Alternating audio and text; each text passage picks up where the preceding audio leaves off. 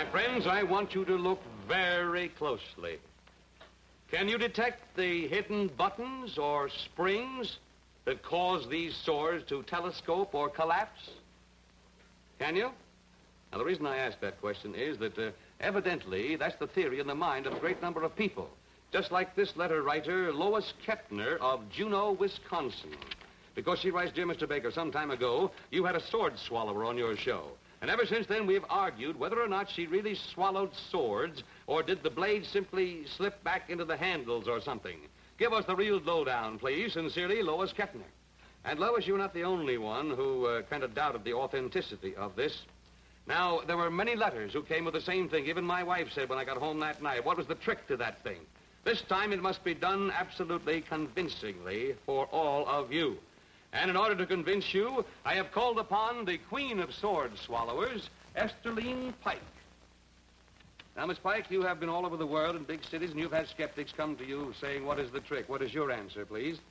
My answer to that is my $1,000 offer. If anyone can find a button, a lever, a mechanism of any sort that make these blades disappear anywhere except down my throat. Right. Well, I have the advantage of you in that I'm right here, and of course I can feel them and touch them. You're a little bit far away. But now for the first one that was done convincingly, Miss Pike, this is a weapon that's familiar to me. This is a World War I bayonet, and believe me, a solid and hard and substantial blade, a rather wicked one, and heavy, too. All right, very slowly now, from every angle. Will you please?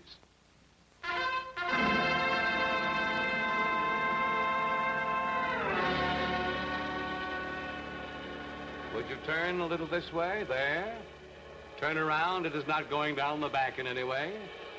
Around this side. And to the front. Thank you.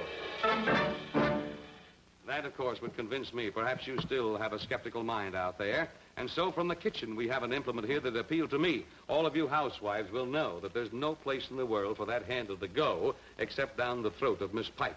Will you please?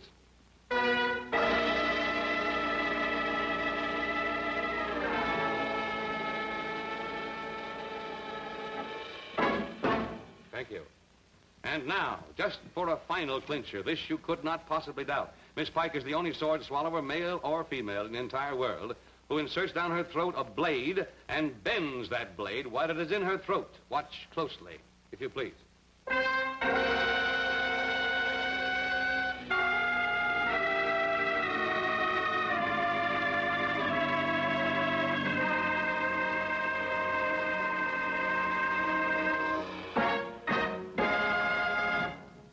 Upon that, we rest our case. I think that is utterly convincing. Miss Pike, we thank you very much for helping us with this demonstration. And to you, letter writer Lois Kettner, and all the others who doubted, well, you have now seen with your own eyes there is no hokum to a legitimate sword-swallowing act, because you asked for it.